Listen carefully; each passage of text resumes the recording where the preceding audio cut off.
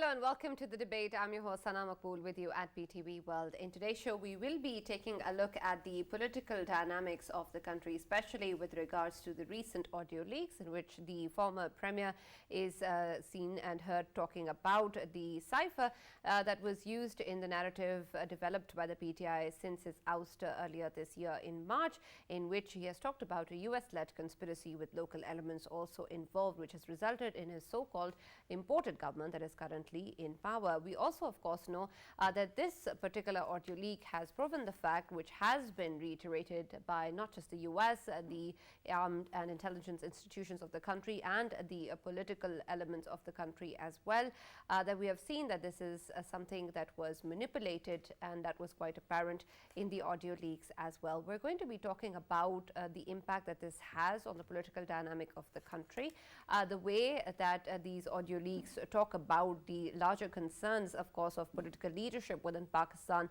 manipulating or acting in terms of their own political gains and not in terms of national interest. Also, of course, at the cost of relationships with other countries, including the US in this case. We also know that when we talk about these particular developments, this poses the larger question of cybersecurity issues within the country as well, and what needs to be done about that. So we're going to be taking a look at these audio leaks in the context of what Pakistan is currently politically facing, and then also in terms of our foreign relationships, especially with the countries in terms of those who had helped us in the past, who were of course our allies, especially countries such as the United States. We will also be taking a look at this in light of the recent interview of the Prime Minister Shehbaz Sharif to The Guardian, in which he has spoken about the number of issues that the PTI leadership, particularly the PTI chairman, presents to the country, how damaging he has been, this particular issue of the cipher and the narrative that was developed, and then also what he saw in terms of his relationships and interactions with leaders of various countries at the UN General Assembly session, and of course the meetings that were held on the sidelines. So that is going to be our focus in the first segment of the show today. The next one, we will be taking a closer look at PAK-US relationship. Of course, this particular relation has suffered due to this cipher and the narrative that was built by the PTI, and because of this conspiracy, we have seen that the US-Pakistan relationship suffered in the past, but we have seen a rekindling of ties, especially in terms of the UN General Assembly session, the brief meeting that was also held between Joe Biden and the Prime Minister of Pakistan, the foreign minister's interactions, of course, with his counterparts in the UN General Assembly, along with his visit in Washington, the Chief of Army Staff's visit to the US as well, the kind of assistance that the US has offered in the floods, and of course the very important deal of $450 million with regards to supporting and sustaining the F-16 program in Pakistan. All of these point to the fact that not only is Pakistan-US relationship an important one for Pakistan, it is also of utmost importance to the US. Adding to this is, of course, also the newly appointed US ambassador to Pakistan as well, who's been very active in his interactions with the country, and he has been to his first visit to Azad Jammu and Kashmir. He's also tweeted about Quaid-e-Azam's Dark Bungalow, in which he talks about the cultural and historical importance that it holds and how there are different symbols of Pakistan's richness present there. He also talked about the US support to 32 historic and cultural ties and places in which the US has supported in terms of restoring them, which totals more than $7.1 million. Of course, all of these issues point to the fact that this is an important relationship for both countries and that it is a rekindling of ties that we're going to be seeing in the future. This, of course, in light of the fact that the Prime Minister of Pakistan also met the Russian president on the sidelines of the UN General Assembly session, something which the former premier talked about was the reason why the so-called conspiracy was hatched in the first place. So that is going to be our second segment of the show. For all this and more, we have been joined in the studios as always by senior analysts Farooq Batafi and Raja Faisal. And for our first segment with regards to the political dynamics and their impact on our foreign relationships, we have been joined by Barrister Safiullah Ghori, who is a political analyst and legal expert. Thank you very much, Mr. Safiullah, for joining us and being a part of the debate. Let me first start with you with relations to the audio leaks and the content that we have, of course, seen. It seems quite apparent in terms of what was being discussed, that a plot was being developed, and this was discussed very clearly, that the cipher is going to be manipulated for political gain. When we take a look at political leadership, that of course that enjoys so much popularity, and perhaps by a sitting prime minister then talking about such political gains and the use of these ciphers without taking into account the national interest of the country or the impact that it has to our foreign relationship with any country, what does this say about the political situation or dynamics of the country at the moment, particularly the BDI leadership, and then also in terms of the way that the international community is going to be interacting with us? Right. So obviously, thank you first of all for having me on the show. And it says a lot about the kind of power struggles, the kind of greed that we have going on within the country to stay on in power, the kind of tales that our leaders would spin just to stay in power, and the kind of lengths that they would go to fool the people within the country and to fool the people outside of the country. Now, one thing is very obvious: the fact that even the mention of ciphers when it was first brought up, when letters were brought up, when they were publicly mentioned, these things would have a damning effect on Pakistan's foreign diplomacy for decades to come. This is because, just like the conversations between a client and a lawyer, just like the conversations between a patient and a doctor, the conversations between diplomats are privileged conversations. These are conversations that are not to be bought out. Diplomats say a lot of things in confidence with each other, and this there is a diplomatic code. They have their own Vienna Convention. They have their own way of looking at things, just like any other professional organization or any other group of professionals would. And when diplomats are talking to each other, sometimes they say things that are not necessarily the right things to say in terms of political agendas. Sometimes things are said just in a spirit of gaining leverage. Sometimes things are said in a spirit of trying to make somebody understand the gravity of a situation. These come down to individual personalities of diplomats. So when Donald Lu, if at all he said something, he was fully within his right to say so because diplomatic conversations are privileged.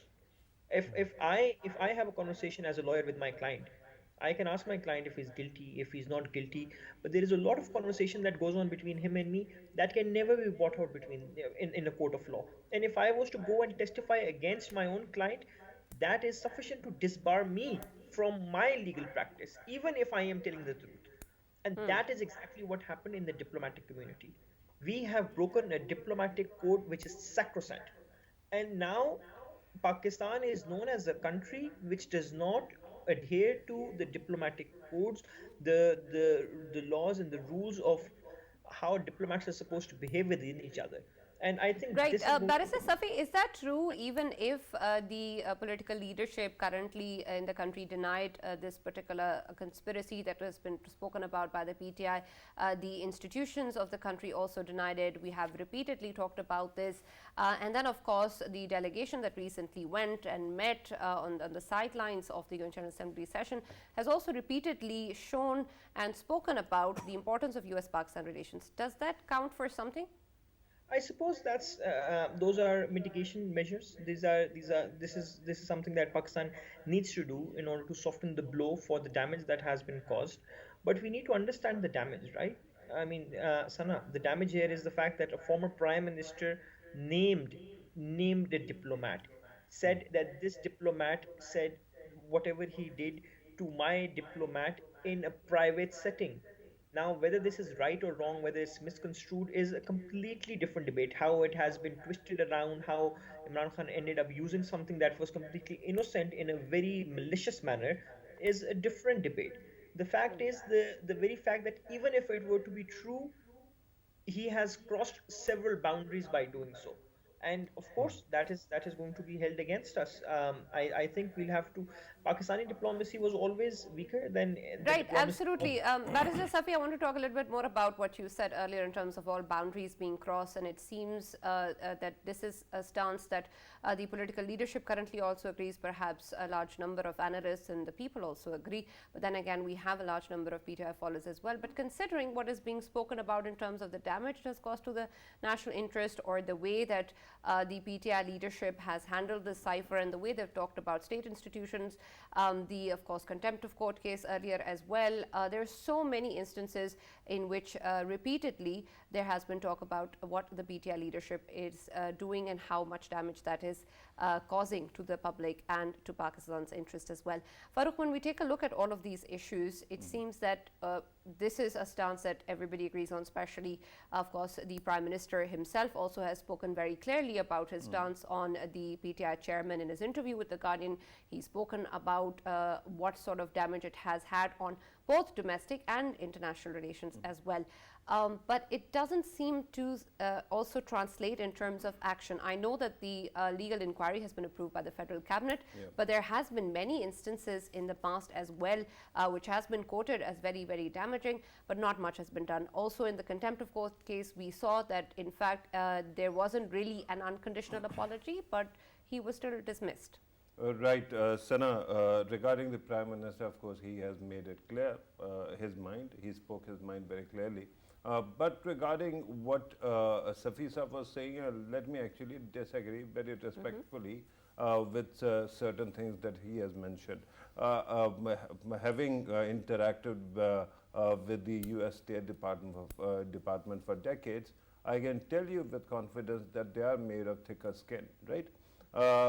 Having said that, of course, it was an unbecoming event, and it was an unbecoming kind of scandal, or created scandal. But regarding how you actually interact, of course, governments, when you have populist governments, and we have seen this with Donald Trump, we have seen this with Narendra Modi, we have seen it with the European, Boris Johnson as well, and umpteen other people, that they use foreign policy as a tool of populism as well. And that's why the countries, all of them, all democracies are trying to recenter themselves. So I wouldn't actually worry too much about the US, because then later on in the second segment, we are going to actually talk about the potential to reform or to repair the damage. But my actual concern is the damage that is done inside the country. Let me first of all talk about the Foreign Office and the bureaucracy.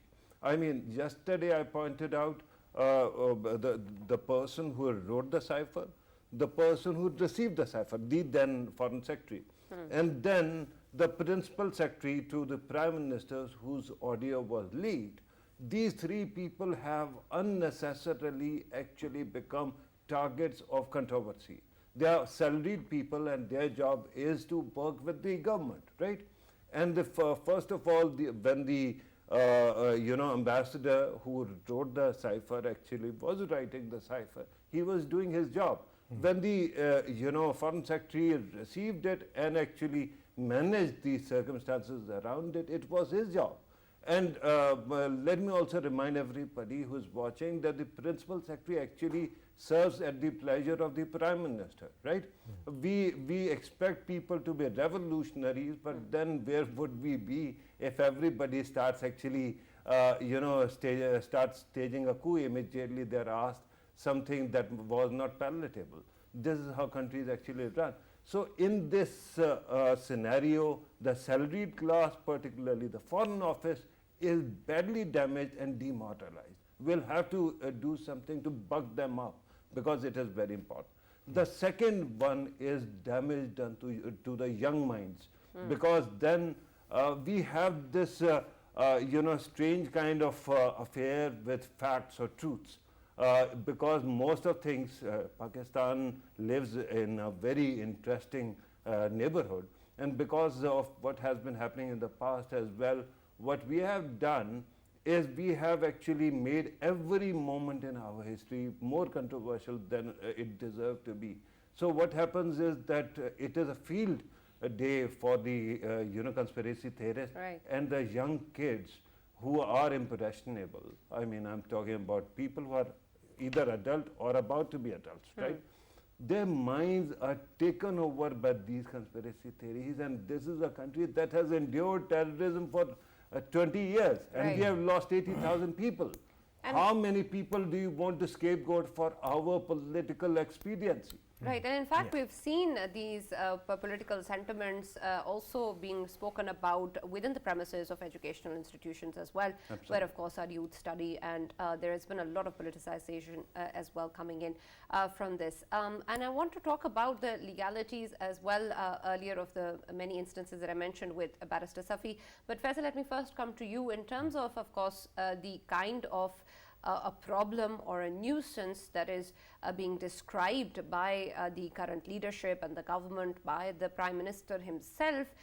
It seems that this is actually something that needs some sort of action, right? And when we talk about these audio leaks, of course, there is the legal inquiry that has been approved, but it seems that even when we take a look at the developments in the recent past, there has been a lot of criticism on the government as well in terms of them and their lackingness in terms of taking any action, or their inability to particularly arrest the PTI chairman. Is that any sort of a valid argument? Is that in any way justified, the criticism? And then of course the way that you think that if it is such a big problem, the way it is being handled?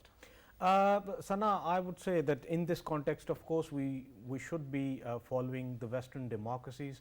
If, as Farooq has rightly pointed out, that these kind of notions and narratives, they have been adopting in past, and still they do, the foreign policy narratives, and that's how they do politics in there. And obviously we know that they don't face any kind of drawbacks, and of course, end of the day, the ballot decides everything, and I think this should be followed in our country. But most where for me is that we know that the previous government, it ruled over us for nearly 4 years, and in them 4 years this would not be the only cipher which we received.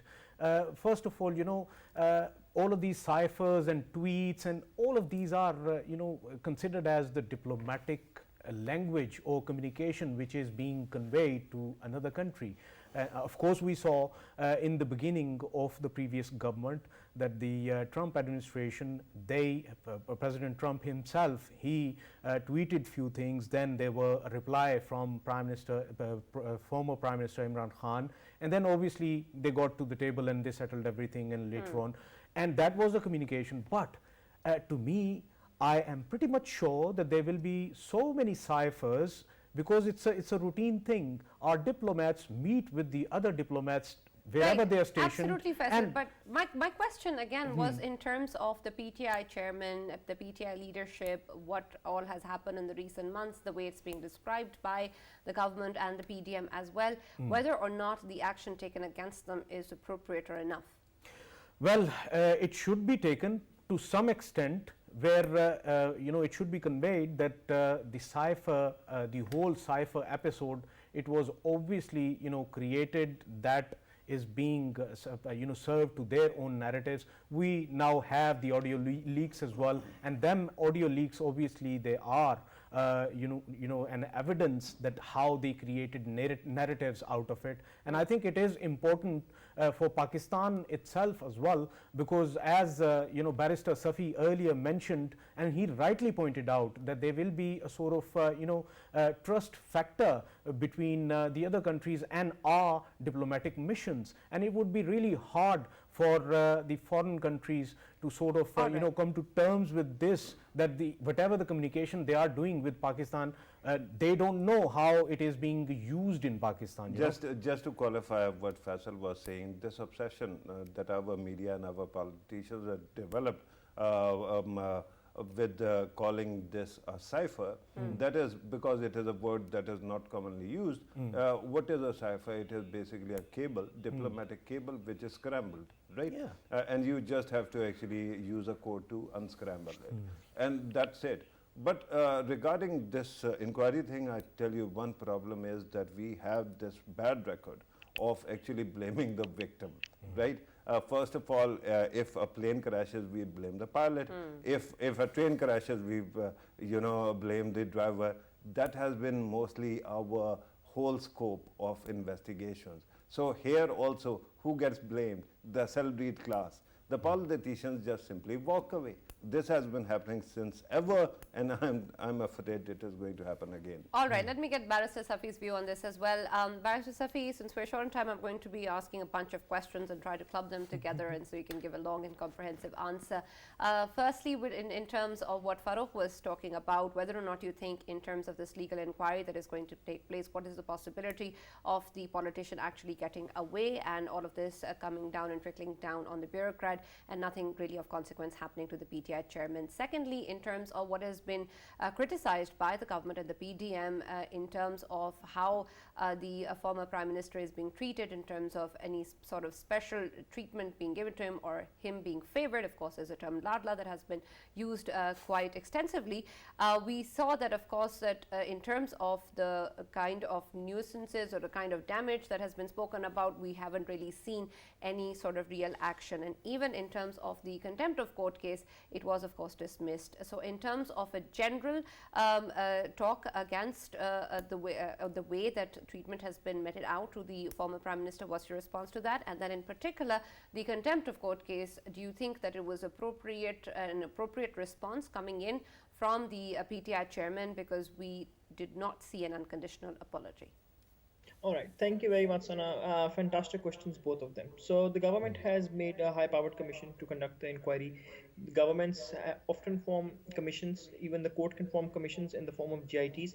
These GITs are usually comprised of civil servants. These civil servants can then go hold somebody liable, somebody guilty. But it's not necessary that when the GIT reports, when the commission reports appear before the courts agree with them. It is just the opinion of a particular commission. It is just the opinion of a GIT that then has to be qualified within that court. In this particular scenario, in this particular case, I am almost 100% certain that nothing will touch Imran Khan, for the reasons that the evidence that is being spoken of, even though it is evidence, Pakistani law is not developed enough to cater to that as reasonable evidence. So Qanun-e-Shahadat sees under Article 164 considers digital evidence such as these audio leaks to be secondary evidence. It can only become primary evidence. It can and there's a big difference between secondary evidence and primary evidence. It can only become primary evidence if it is proven without any doubt the following things. Number one, that the evidence that has been presented is completely unaltered. The full audio leak has been presented. Nothing has been hidden from the court. Number two, that it has not been tampered with under any circumstance. Words have not been removed. Volumes have not been changed. Something else has not been inserted in between. Number three, the person, you need to produce the person who recorded that evidence. So whoever it is who was bugging these conversations would have to step forward. Number four, the device in which it was recorded has to be presented so that the authenticity of that electronic device can be seen. Now, clearly, this is a lot of evidence. Aren't the third and fourth factors really difficult? Yes, almost of course. impossible. It's almost next to impossible. So we've had the Electronic Transactions Ordinance, which has argued that secondary evidence should be moved to primary evidence. However, that's not happening. And even in very important court judgments by some very senior judges, such as Justice Shahid Karim Raza, in 2021, the same principles were upheld. So we can pretty much think of this evidence as trash evidence. I think PTI also knows that nothing's going to happen. And this evidence, by the way, is even though it's slightly more reasonable than the kind of evidence that we have against Shehbaz Sharif, which is on the dark web, which is completely out of the reach of any Pakistani FIA.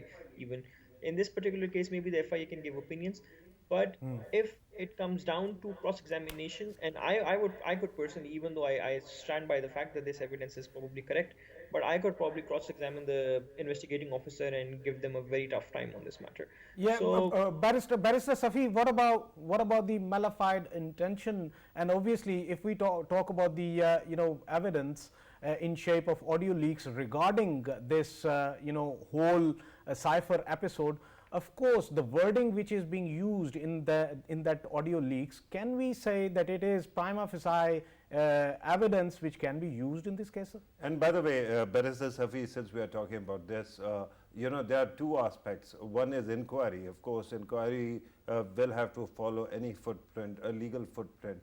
But then there is usually disciplinary or bureaucratic changes because of the perceptions that are created. And we have already seen that there is a toll on people's careers because of that, because of the insinuations.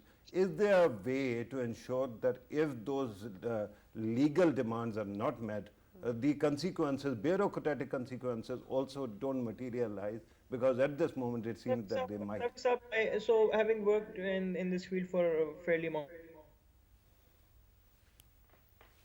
Yeah, please.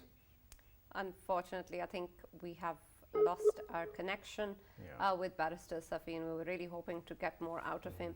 But we'll see if we can try and get in touch with him once again.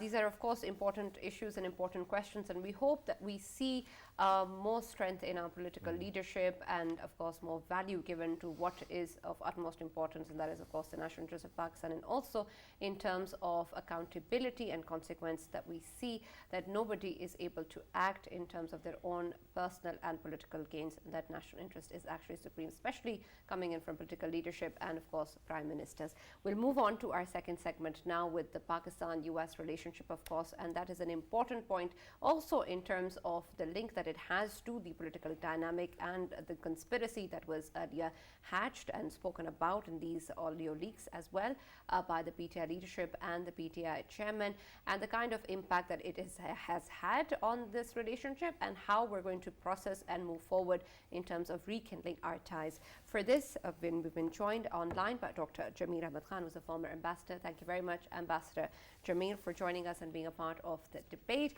You, of course, know the kind of political controversy and the kind of damaging impact that the political dynamic and the narrative that has been raised by PTI has had on our relationship with the US. But you must also be aware of the steps taken by Pakistan in terms of reiterating how important this relationship is to us, and of course in terms of denying this controversy, especially in light of our recent developments with the US, not just in terms of flood, but of course in terms of the US ambassador in Pakistan, the deal of additional support to the F-16 program, and other developments. How do you see currently the US-Pakistan relationship and Pakistan's move forward? And in terms of the damage that has been done in the recent past, whether or not we will be able to recover from it? Well, I think we have started recovering from this, and not only that, but the recent diplomatic outreach and the aggressive diplomacy with not only United States but with other countries also has started yielding its results, and I could see a better trajectory of our relations with the United States. And one of the demonstration of that is that the activities of United States diplomats within their own country and outside, and their statements, including the statement of Joe Biden in the General Assembly, all these indicators and factors, it's a demonstration of the fact that the trajectory has started getting slightly better, and it has a room for more improvement. One of the best move which has taken place is one that the support in the flood relief and the climate change, the kind of devastation which had taken place in the Pakistan suffered on it because of the devastation for no fault of its own. So all these things has been propelled not only from Pakistan or the Secretary General, but also United States President in its General Assembly, although for a very brief, in a very brief manner, but that means a lot.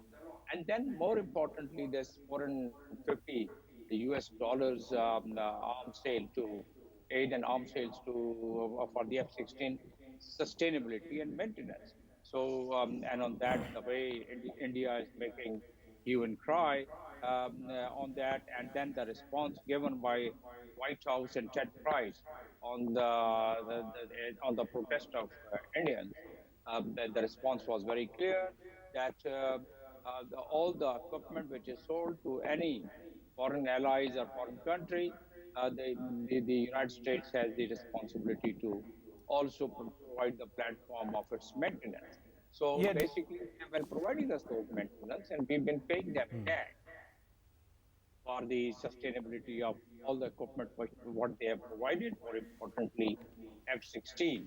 So this, and then I am expecting the next week, even in FATF, I'm expecting and I'm hopeful for better results. And there's a very strong hope of coming out of the gray list. And if I would recall, the United States had and their diplomats had made statements, particularly from the State Department, Yeah, about Dr. Jamil, you have rightly pointed out, and of course there is another doctor living, and he is obviously, Minister of External Affairs of India, Dr. Jaishankar. Of course, you highlighted as well, and I just want to mention once more that he was literally crying in front of, the Americans that they should not be, giving this sustainment package to Pakistan for the F-16s. And how do you see this statement from Secretary Blinken when he said that, of course, we are, partners against the terrorism, and he categorically pointed out that, Tehreek-e-Taliban Pakistan as well as Daesh, both of them, they are enemies of both Pakistan as well as America, and obviously America is helping Pakistan against the terrorism, and Pakistan's war on terror is still going on. How important it was, and this statement, how important it is going to be for the future of Pakistan, because we constantly know that a threat is being posed to Pakistan from two of the provinces of Afghanistan, Nangarhar and Kunar, where obviously TTP as well as Daesh, both of them, they are still grooming the terror. One correction though, he was Jaishankar was figuratively crying, not literally. Yeah. Ambassadors have got. That's right. In fact, the terrorism of the entire region and the entire world, I would say. And the United States has been always taking the lead in trying to come up, along with its allies, counter that. So it was not only terrorism, but the statement which came out from the White House, Ted Price, it says, in addition to what Mr. Blinken had said, that is Pakistan is an important partner, and there are a number of other fields and regards. The word used by Ted Price was in a number of regards. Pakistan is a partner, including its counter-terrorism. So, in fact, those number of regards are that we are collaborating and cooperating on many other fields, and those fields include our trade, our commerce, and we also support each other on some of the international issues and international platforms. So that was the indication which was given by Ted Price during his press conference. And Mr. Blinken was very clear and candid soon after the objection which was raised by Dr. Jaishankar, the External Affairs Minister. So I think India now we have never objected to Indians, and we never lined up protest. As a matter of fact, we did make statements about India's bilateral relation. In fact, in the world diplomacy and in the world international law, we cannot object to the bilateral relations of two countries so long as it does not impact and affect you. Now, India, right, if they absolutely. come up with Right, Ambassador Jamil, of course, in the aftermath of this conspiracy that was spoken about by the PTI leadership, we saw, of course, a change in government. There was a change in the foreign ministry as well, and we have a young new foreign minister who had the task of developing this relationship, and others as well. What do you make of this new leadership and the potential that it has in terms of rekindling our ties, not just with the US, but other countries, and especially his relationship with Blinken, and then, of course, that developing further in PAK-US relations? In that relationship, we invested in a very short span of time. We were able to do our homework. Pakistan was able to do its homework. Even before the foreign minister went to the United States, there were other teams they were working from the Foreign Office, and there were other actors they were working in this field. And our Not only our military diplomacy also worked very well so far as in order to pave the relations, what irritants which were developed in last couple of years, 2, 3 years, that was in a very short span of time they tried to repair it. Now, the Prime Minister was also very clear. Somehow we have that skepticism that we have a relation with the United States, then probably we'll be able to, probably we are going to compromise our very strong relation, which we like to maintain and will continue to maintain with China. And Prime Minister was very clear and candid that we are not developing our relations and trying to restore our relation with the United States at the cost of any other country, including China. So long as we are able to draw that balance, and we are not doing it at the cost of one country to the other and the other country to the one, the first one. Right, and that's important, of course, in terms of our relationship, especially with Russia as well, because this is also something that has been explicitly talked about by the former Russia is Prime a Minister. different story. Yes. Russia is a different story. Go ahead. Russia, the entire world is now raising the point that they have violated the international law and they have violated the Charter of the United Nations. Somehow even China has refrained from the Security Council resolution which was presented just 2 days ago. Although China is a very close friend of Russia, we've been maintaining our bilateral relation with Russia, but we follow the international law, and we are always supporting the United Nations Charter. Most of the countries, in fact, all the countries of all the member countries. So from that standpoint, maintaining a bilateral relation with Russia is fine enough. Supporting it on certain issues, including the annexation of 3 provinces or 4 provinces or territories, probably that would be very hard for any member country of the United Nations, and we fall in that category. So that's the difference between our relation with the United States, our relation with China, and our bilateral relation with Russia, but not directly supporting the violation of international law.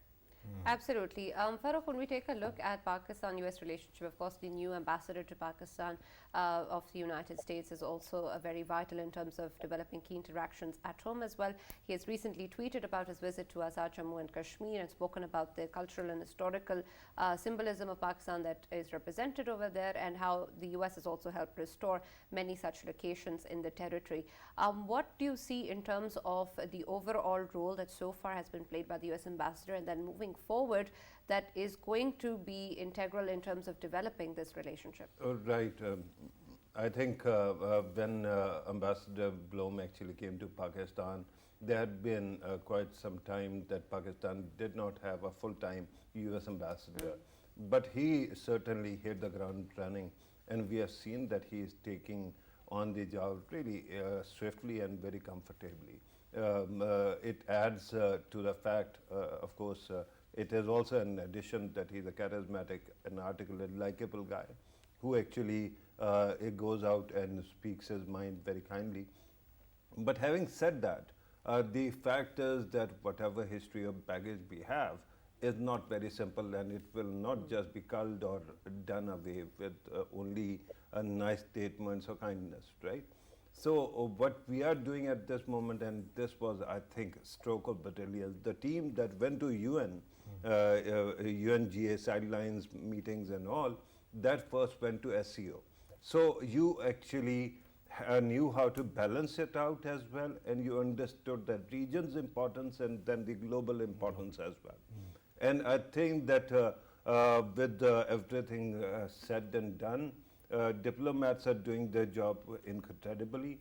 But then the new foreign minister, the Prime Minister himself, our climate minister, they all have actually played a very crucial role in actually building bridges which were blown up by Imran Khan Saab. And the concern, what is the difference between Imran Khan's approach and this current government's approach? Imran Khan Saab lands in, Moscow on the same day when, Russia is about to invade Ukraine. And that day also, his first soundbite is exciting times, right? But right now, when you talk about bilateralism or multilateralism, this government goes to SCO, right? And then it goes to UN, and it actually balances out. It doesn't, if you have seen the interview, Al Jazeera interview of Bilawal Bhutto Zardari, there he is consistently asked to actually condemn one country, right? And he refuses to do it because Pakistan is a different country than the US or any European country. We have our own dynamics, right? We manage our own interests, but of course, not at the cost of some of our best friends. America is one of the greatest friends we had. India, US and Pakistan have done a lot for each other. And if somebody needs reminding, that is a sad fact of life, that it reflects poorly on their judgment. Absolutely. But at this moment, US Secretary of State, the national security team of President Biden, the ambassador to Pakistan, all are really competent people who understand diplomacy and importance of Pakistan as well. That's why I think they're working on building a relationship. This is not merely about one MLU regarding F-16s. It is about a long-term relationship. Right, and one last question from Ambassador Jamil about diplomacy. Of course, you are an expert on that. When we take a look at the recent interview by the Prime Minister to The Guardian, he speaks about how some leaders of some countries that he did not name talked about the behavior of the former Prime Minister, and he has been quoted as saying that they accused him of being rude and narcissistic, and there was another word that I'm forgetting. But when we take a look at these sort of interactions and complaints by the international community, how much of an impact is a person's behavior, the prime minister's or the leader's behavior, has on the overall relationship between the two countries? The chief executive, and of course, he is the face of the country. Plus, he is the top diplomat. Once he goes outside the country, and the violent activities, and even a small demeanor of a chief executive prime minister, whether it's Imran Khan or anyone else, that makes so much of difference. People are not going to tell it on the face of that prime minister or that particular person, but they just keep it in their mind. They write it in their in their notes, and they keep it in their mind. And particularly those countries, the Middle East, where I've served in a couple of countries, and even Europe, where your demeanor, your etiquette, your style of how you talk, everything matters a lot in diplomacy. And any mistake, it goes in the memories for a very long period of time. And that's why, in fact, we suffered in our diplomatic relations with certain countries and certain blocs, including the Gulf countries in the previous regime, Imran Khan regime. So that way definitely there was a, now the Ambassador, damage is being repaired, and that seems to be Right, sir. Yeah. Right now, we are actually talking in context of Imran Khan's statement. But in this picture, in the background, there is another, entity which is keeps on lingering and keeps on playing a role. That is India. India actually tried to veto this F-16 deal as well, and they have been actually on the forefront to veto the IMF deal and everything else, whatever they can do, including FATF. During President Obama's time, there was an effort to dehyphenate India and Pakistan and rehyphenate Pakistan with Afghanistan, so-called AFPAC, coinage. Do you think that now, when our foreign minister and their State Department say that Pakistan is an individual country and it is important partner, and they try to actually dehyphenate Pakistan from both these countries, Afghanistan and India, do you think that we have succeeded in actually doing away with India's negative campaigns? No, in fact, that shows the trajectory which we have attained, and that shows that the regional geopolitical, there is landscape right change in that, and the attitude of the superpower, which is the United States. It is, one can see change because of our movement, because of our our change in the foreign policy. Foreign policy is an evolutionary process. And this last 4 5 months, since the new government has come, there's a new dimension to the foreign policy. It is obviously the same what we had in the previous regime. So therefore, the relations are also being improved. You're talking about the SEO. That was a very smart move, and we used the platform of Chapter 8 of the United Nations Charter, and we made the best use, and we exploited that. And that worked quite well at the multilateral, and that is now working very well at the bilateral relations with the United States, or for that matter, there are certain other countries, even France, for Yeah. that matter. We Right. had Professor, we're we have a almost very out of time. So if you have a quick one, Just, then just a quick one, Dr. Jamil. This visit of obviously, ambassador, American ambassador to Azad Jammu and Kashmir, and of course we know that there was a statement from America that it wants both of the countries, Pakistan and India, to sit together and talk peace. Can we say that this is an assurance to Pakistan and a statement for India, number one? And number two, can we see more efforts by America in coming days, in which of course America would try both of the countries to sit down and negotiate peace? I think that's in the interest of the entire globe, and more importantly, the United States, that the two countries they have peace, rather than they should remain at the brink of war. And it's a flashpoint, as has been mentioned at many occasions from the Pakistani side and from the other sides, and from the world. So yes, there is a very good move which I can see, and the relations can only be improved, I think, through the multilateral effort. Bilateral effort we have tried, and it's now all right. Thank you 17 very much, we have not been able. Mr. Jamil Ahmed, for joining us and being a part of the debate, of course, and talking to us at length about PAK-US relationships. Thank you, Farooq and Faisal. Of course, much remains to be seen as to how the political dynamics at home are going to evolve and how our foreign relationship is going to be managed, because there's, of course, many countries that Pakistan wants to have relationships with, and somehow we find ourselves in a precarious position. But we hope that we can see some sort of stability coming in from the new leadership. That's it.